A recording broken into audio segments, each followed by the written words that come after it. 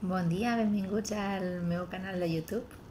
Mai a la vida hagués pensat que faria una cosa així, però bé, és una altra manera d'explorar camins, és una altra manera de que la gent et conegui i bé, segurament si estàs veient aquest vídeo és que ja em coneixes perquè els primers vídeos arriben a la gent que coneixes, no?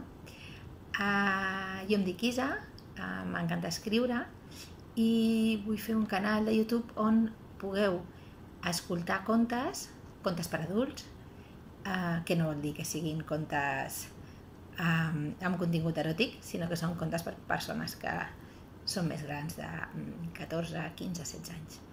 I que aquesta lectura, que en aquest cas no serà lectura, sinó que serà que escoltareu els contes, doncs no us demani més temps que el just necessari i no us demani gaire esforç.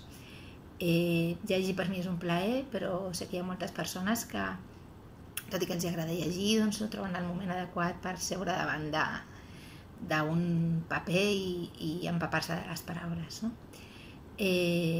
Si seguiu el meu canal, doncs podreu escoltar algun conte escrit per mi mentre esteu cuinant, esteu planxant o senzillament esteu al lavabo, o fins i tot mentre esteu conduint. Podreu escoltar una història i potser podreu apassionar-vos per la lectura, que és un món que m'apassiona a mi. Però ja, ara us explico el primer conte. El conte que us llegiré avui és un conte al que li tinc especialment carinyo perquè és el primer conte que va quedar finalista en un concurs. M'he presentat a molts concursos, a molts no trec res, i durant un temps em vaig presentar a molts concursos sense tenir cap tipus d'èxit, i aquest conte, que es diu Així són les coses, i d'aquest conte vam fer, amb un grup de cinema, vam fer una mini pel·lícula. Doncs amb aquest conte vaig quedar finalista al concurs Vent del Port a l'any 2000, mireu si fa anys. Us el llegeixo. Es diu Així són les coses. Dissabte, 1 de la matinada. Demà moriré, i avui, últim dia del meu descans a la Terra, no puc conciliar el son. Demà moriré, ho he descobert avui. No sé com, ni en quin moment del dia, ni on, però sé que serà demà. Començaré el meu viatge cap a l'altre món sense haver aconseguit en aquest res d'allò que pretenia.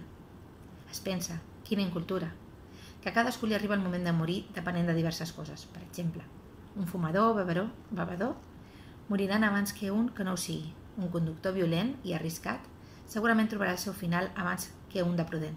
I així amb tot. Aquesta creença és errònia. Els explicaré les raons perquè els científics puguin fer un estudi i així preveure quin dia morirà cada persona. Podríem fer un bon negoci, 50.000 pessetes o potser més. No sé quin preu pot tenir descobrir el dia de la teva mort, per saber què et queda de vida.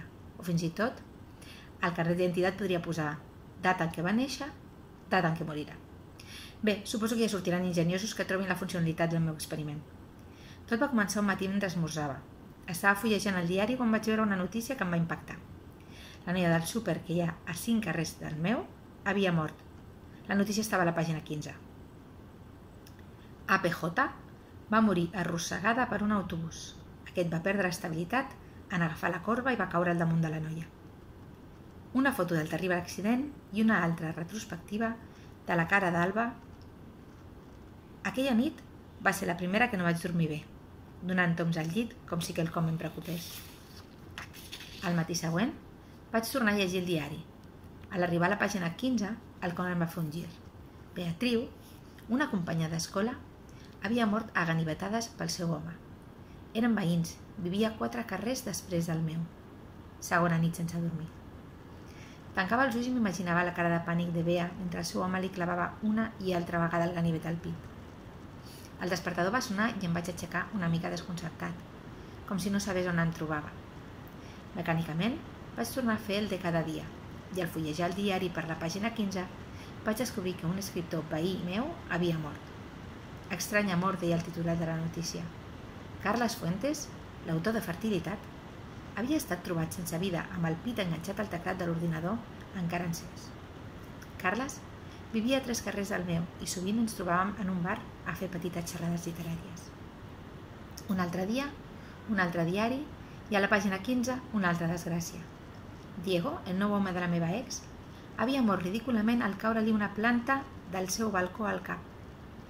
Haig de confessar que aquesta notícia em va donar una alegria morbosa.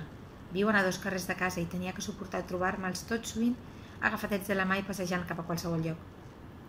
Això va passar ahir, aquest matí. Al despertar-me he estat pensant i he arribat a la conclusió que la mort s'està apropant al meu carrer. He corregut al quiosc, he buscat a la pàgina 15 i al contrari d'allò que suposava no hi havia res, ningú conegut. En un principi m'he alegrat. Les meves sospites no tenien raó de ser, pura casualitat. Però al baixar al carrer que està després del meu, ha succeït quelcom.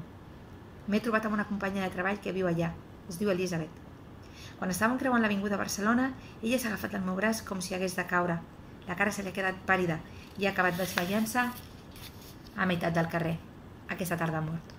Un atac de cor. Jo mateix l'he portat a l'hospital i mentre esperava que m'ho diguessin, he fet una llista de morts recents. Dilluns, 5 carrers, Alba. Dimarts, 4 carrers, Beatriu. Dimecres, 3 carrers, Carles.